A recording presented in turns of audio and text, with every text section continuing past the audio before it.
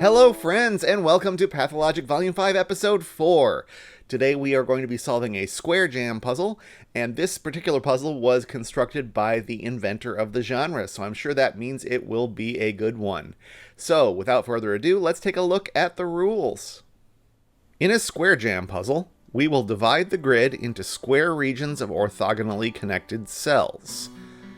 The orthogonally connected part is a little bit redundant when we're just saying we're dividing something into square regions. A number indicates the side length of the square it's in. So this 2 means it's inside a 2 by 2 square. These 3's are both inside a 3 by 3 square, and there are many squares with no numbers in them whatsoever. So that's reinforcing that this isn't one of those puzzles where a clue corresponds exactly to one region. We can have regions with multiple clues or with no clues.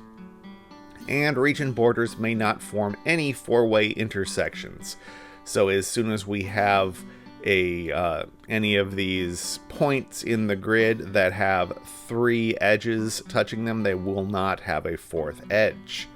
Those are all of the rules of Square Jam, so it's time to solve a puzzle.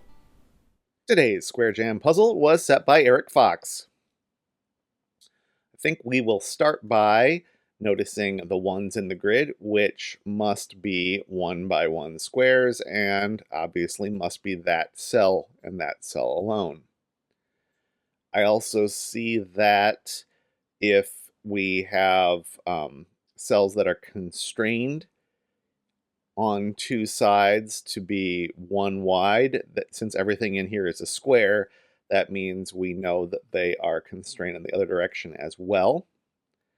And while we're at it, we can note that because we can't have any 4-way intersections at our borders, since these have 3 lines touching them, the 4th can't be 1. So I can draw, I think, some helper lines in that way. Also noting that when we have larger clues at the edge, those are partially constrained. So this, we don't know what it's doing horizontally yet, but vertically it has to stretch to 3 cells tall, and so this has to be a wall, and we can do the same thing down here. This has to be 3 cells tall. That has to be a wall. Since everything in the grid is a square, once we have some internal, I guess, non-line dividers that we've marked here, we can do that in the other direction as well, because this is at least 4 wide, so it has to be at least 4 tall. It doesn't go any further south, so we can say that it's a square at least that big, maybe 1 larger. It couldn't be 2 because of this. I think this 3 is fully boxed in because it can't go, since it's 3 tall, it can't extend 2 more to the east. It extends at most 1 more to the east, and it extends at most 1 more to the west. So that's what it's going to do in order to be 3 by 3, like so. So we can draw in its borders. That gives us, for this 2, that it does go east 1, and then either north or south.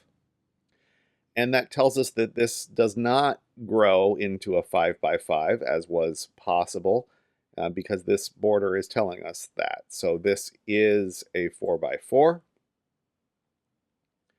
This 3 could go east at most 1 before hitting this 1 clue. So it does go at least that far, because it's a 3 by 3. So it's either this 3 by 3 or this 3 by 3. We got another situation where a 1 clue, well, it's not the 1 clue, where a border, 2 borders are only 1 apart. And because of that, we can say that that is a 1 by 1 region, and we have to avoid 4-way intersections. And I think that this is going to tell us, since we're crossing this, we know that we have to extend west as well. Since we're extending north and south, we can't go east. and it's immediately going to run into this 3 clue. So we have a 3x3 region there. That's good. This will extend to be at least a 2x2. It might be a 3x3 with that 3 in it, but I don't know that I can say that for certain. This is a 1 wide region, so therefore it's a 1 tall region. This is the same thing. It's 1 tall, so it has to be 1 wide. And I'm getting some background noise, so apologies for that. I would be blaming Maverick if this was cracking the cryptic, but I can only blame the person mowing their lawn next to me. We can't have a 4-way intersection here, so I am going to pencil that in, and that tells me how this 2x2 is going to be composed. And the same thing is going to happen to here. This is nice, this little offset pattern, because this is going to grow north and be a 2x2 right here. This is a 1x1. This is not an edge to avoid an intersection, and therefore it grows to at least that big. And we can draw in this border because whatever size this is, it won't go any further this way.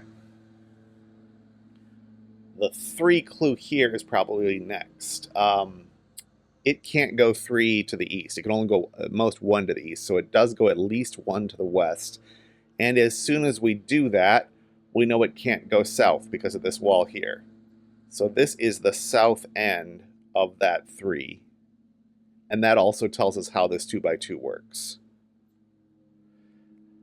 The 3 now has to go north to make it 3, and it's at least that big, and it has actually joined up with the other 3 clues. So this is the north side of that, and we know that this doesn't grow any bigger.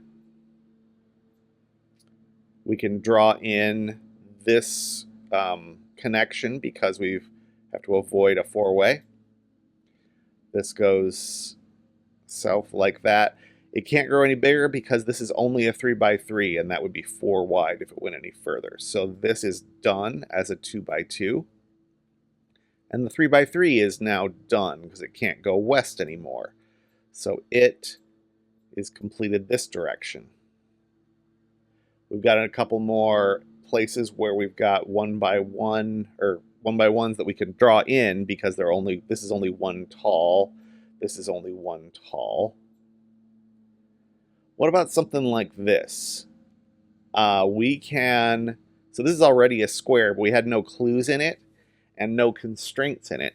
But if we were to divide it in any way, we would, well, the only way we can divide it into squares is to chop it all up into 4 1-cell squares, and then we would end up with a 4-way intersection in the middle. So this actually is going to be intact as a square.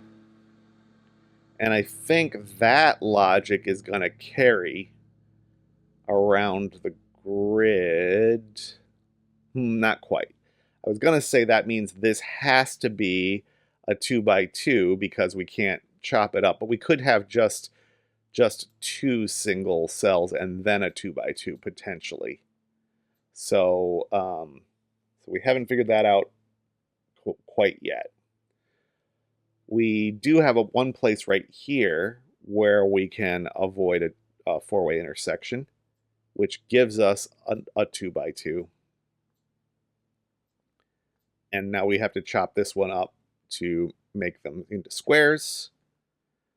We've got to make a square up here, avoid a 4-way intersection. That becomes another 2x2. Avoid another 4-way intersection, which gives us a 2x2 here.